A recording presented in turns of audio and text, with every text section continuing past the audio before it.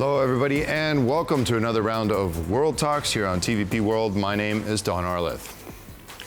Pressure on Ukraine is still rampant. Farmers from Germany, Poland, Austria, Hungary, and Slovakia are joining Czech-led protests against Ukraine's efforts to address concerns over grain imports from, among other countries, Ukraine. What is the reason for the protests, and how is the European Union planning to confront the protesters? Joining us to tell us more is Lukáš Kovanda, Chief Economist at Trinity Bank. Hello, and thank you very much for joining us on World Talks. Hello, thank you very much for having me. Yes, now, what's triggered this new wave of protests regarding the EU trade policy? This seems to be an enduring issue. Is the EU not taking care of it, according to the farmers? We have seen a decline of prices for farmers, that they are able to sell their products with these prices. So these prices have been declining, or they are not so high as farmers would like to have. So this is main reason behind it, that now with the imports from Ukraine, for example, sugar or grain or other agricultural commodities, the situation has been worsening for farmers in many countries in Central and Eastern Europe, and there is even worse prospect with possible treaty with South American countries, Argentina, Brazil, Uruguay, Paraguay. This treaty is called Mercosur, and it may lead to another source of very cheap import of agricultural commodities into European Union countries. So that's another source of problems for farmers in Central and Eastern Europe, and it contributes as well as a main source of a reason of their protests. Now, why is the European Union's trade agreement with Ukraine particularly concerning for Eastern European countries? Yeah, it's pretty much a geographical situation. Of course, countries in Central and Eastern Europe are closer to Ukraine, so the export from Ukraine goes in the first line to these countries. So the effect and impact on the prices is the highest amongst all European countries in this group of Central and Eastern Europe countries. So this is the reason, but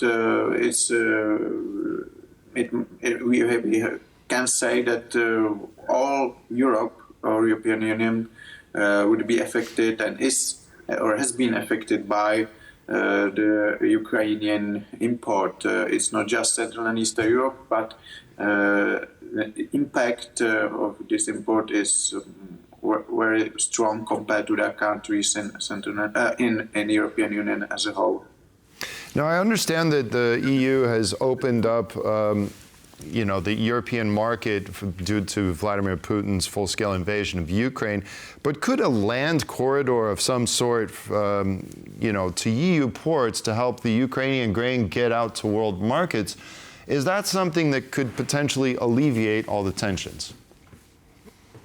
Yeah, it could help, of course, but there are still problems for a number of years right now with these corridors, and according to some farmers in the European Union, in Czech Republic, for example, Ukrainians prefer to export their commodities into countries like Czech Republic or Poland or Austria or Slovakia because of high prices they can get here in these countries compared to prices they can get, for example, in Egypt.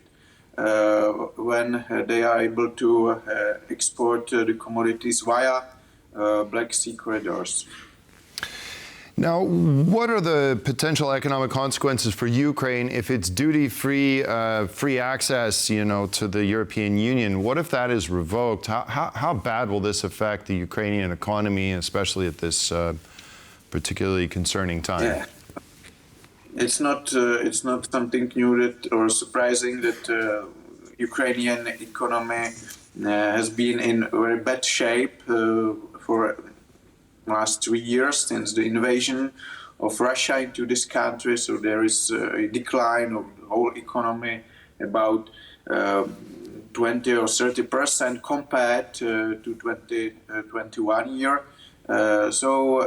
Just any other source of problems or decline of economy, including this possible ban of export with disfavorable conditions into EU countries of agricultural commodities, is another source of problems for economy that already has been in very bad shape. So it's not good news for Ukrainians, and it's not a good news, I would say, for Europe as a whole, because Ukrainians have been fighting to some extent, not just for themselves, but for Europe as a whole. And in this regard, I think we should be more, we should look at this with more feeling of solidarity, which is not the case for many farmers, because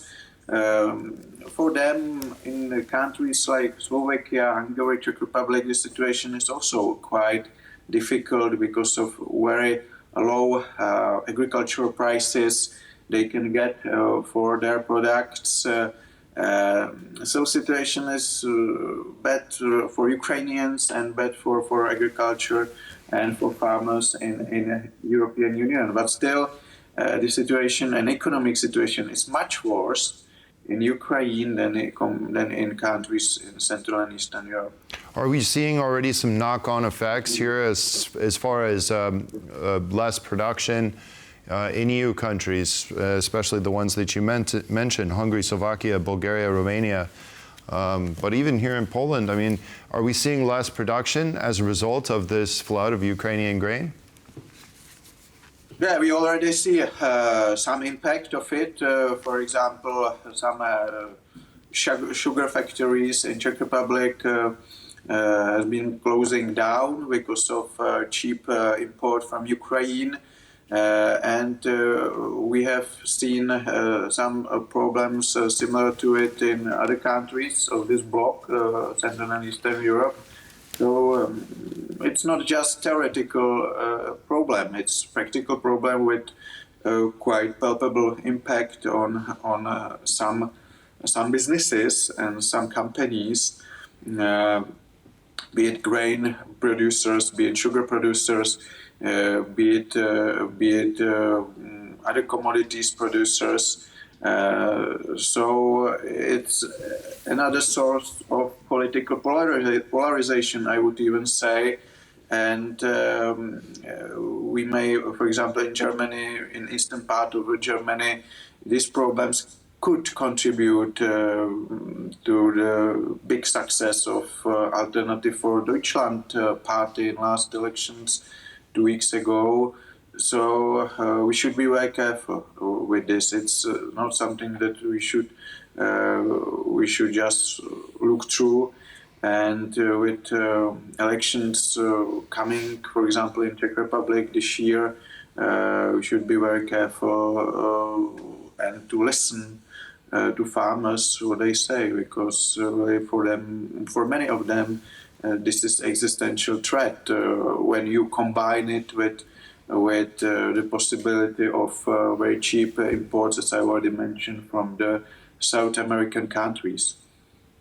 I would imagine that this problem will be exacerbated by the fact that Ukraine is trying to join the European Union and is trying to expedite the process. Is there any insight into how this will affect their accession, first of all, and if there are any solutions to alleviate the concerns and the opposition that all the farmers will have against the accession of Ukraine to the European Union. The major source of the problem is that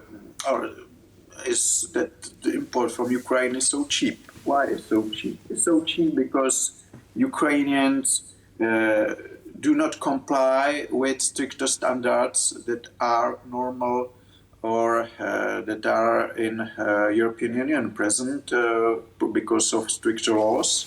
And there are another source of problems for farmers in the European Union, that their energies, for example, electricity or gas, are much more expensive compared to Ukraine, because again, a farmer in the European Union, for example, a sugar producer or grain producer, has to pay higher carbon allowances prices, whereas a farmer in Ukraine does not pay any price of these allowances, because there are no allowances, because it's not in European Union. Once Ukraine would be a member of European Union, of course, their farmers are obliged as well to comply with higher standards of European Union and with higher energy prices.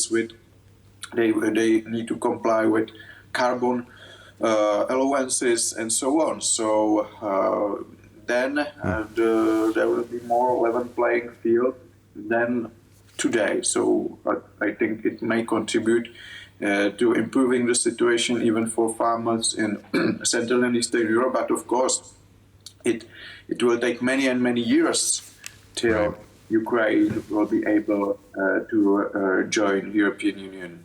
Which is the immediate concern.